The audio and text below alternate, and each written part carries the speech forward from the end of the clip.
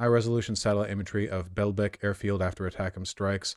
Total moment destruction of the two times MiG-31, 2 times MiG-29, S-400 air defense system. Is that confirmed? Wait, really? Four planes are down? Isn't that like big pog? Isn't that mega pog? Yeah, they've been doing this for weeks. Yeah, but 4 in a single strike? Well, okay, it's obviously multiple strikes, but I mean like a salvo. Okay. Barely above average pog size. Yeah. Imagine being so dumb you leave your planes out in the open. Well, this is one of the big reasons why Ukraine has been begging for long-ranged munitions for a while. Like, airfields are one of the most difficult things. The control in a modern military engagement is heavily, heavily determined by air control, right? So you want to have air superiority in the area because if you don't, like, you're in big trouble, you know? And that means you need airfields nearby because you can have airfields all the way in Siberia, but if it's going to take, if it's going to take like 8 hours to fly them over and then they've got 1 minute of fuel before they have to turn around, like that's not very useful. You need nearby airfields that can respond quickly, but airfields are very vulnerable to being struck, you know? That being said, missiles tend not to have the same range as like planes, you know? Like a regular military plane can fly a pretty long distance, but you got to have some pretty advanced missiles to be firing at shit 1,000 miles away. So Ukraine has wanted missiles capable of striking the airfields that Russia uses to threaten them, basically, right? Does that make sense? Like, Russia doesn't have airfields 5 minutes from the Ukrainian border because you could strike those really easily. They have them further back. I mean, what is this area exactly? But let's look it up, okay? This is the Belbek airfield, okay? Belbek airfield. Okay, everyone's reporting on this. Okay, so yeah, you could have just given me a CNN link. All right, okay. Okay, Belbek airfield map. Still not giving me. Okay, Belbek map. All right, which of these is the Belbek airfield? I think they said this one is in Crimea. Yeah, here we go. Belbek airport right over here. And how much territory does Russia control out from Crimea? It's still like, what, like 30, 40 miles? Hold on. Live UA map, Ukraine. Okay, yeah. So they struck right here. In fact, that's the red dots we're looking at, you know? So the closest point that Ukraine could conceivably fire missiles from is right around here in Kherson, but they probably don't want to do it that close because if they put their ATACMS platforms that close, they could be more easily struck by Russia, so they have to fire from a while back, and you have, what, about 150 miles, more or less, just ballparking that? Yeah. What's the range on ATACMS? 186 miles. There we go, boys. The math, finally. My interest in working out the particulars, at least in theory, worked out. 186 miles. So yeah, this would have been probably around the outer range of the ATACMS missiles, you know? That's pretty cool.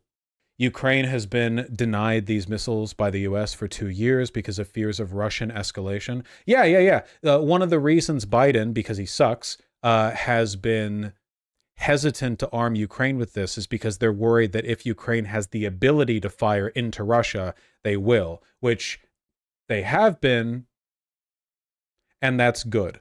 Some of the failure of the summer counteroffensive last year has been blamed on Russian use of attack helicopters, and Ukraine didn't have the ATACMS at the time to attack their bases until late last year when Ukraine finally got them. Yeah, now, like, okay, see this ring of dots? Okay, wait, hold on a second. See how this dot, this dot, this dot, this dot, this dot, this dot, this dot, this dot, and this dot all seem to occupy, they're all in like a semisphere that looks to be out from like the same range as these blue dots. I wonder if there's a connection here. Air defense was acted over Yazinovata.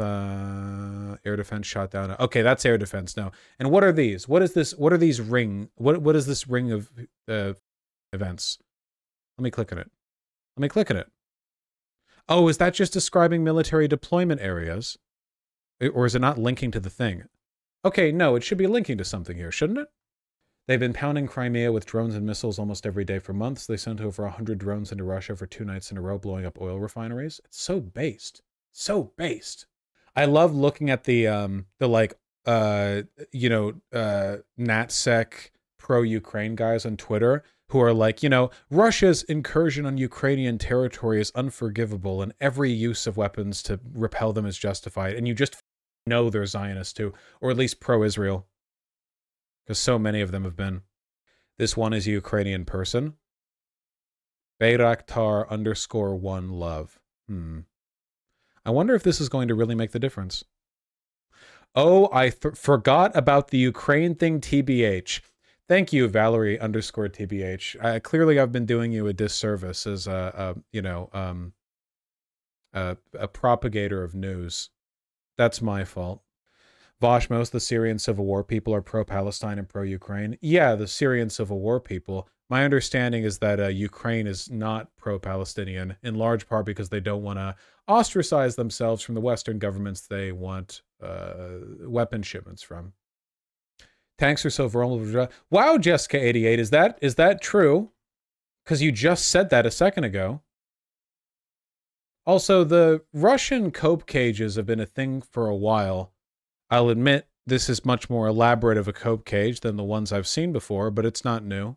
I kind of like it. You know, I kind of like this, to be honest. I think this is fashion. Look at this. We're getting creative in here. And they're really putting their workshop skills to good use. They've shut down 14% of Russia's oil refining capacity just this year.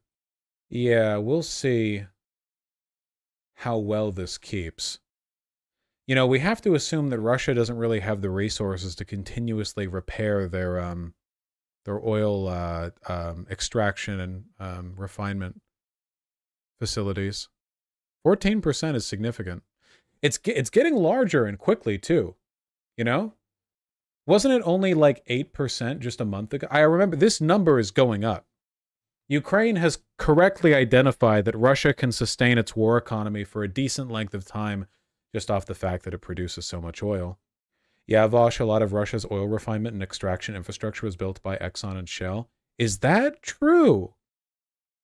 Is that true? So wait, you're telling me that a lot of their infrastructure was built by Western investment, you know, like post-Cold War, like it might be very, like, genuinely possible that they don't have the ability to reproduce? That's pretty cool. Yep, my dad was flying back and forth to Russia for a while to help with their design shit. Huh. It's not like you need to break much of it to make it stop working. Yeah, this is one of the... Remember the BP oil spill? When oil extraction infrastructure breaks, it is a huge pain in the ass, even if you have the money and technology to repair it. Like, you know, the way they get the oil from these wells is highly pressurized.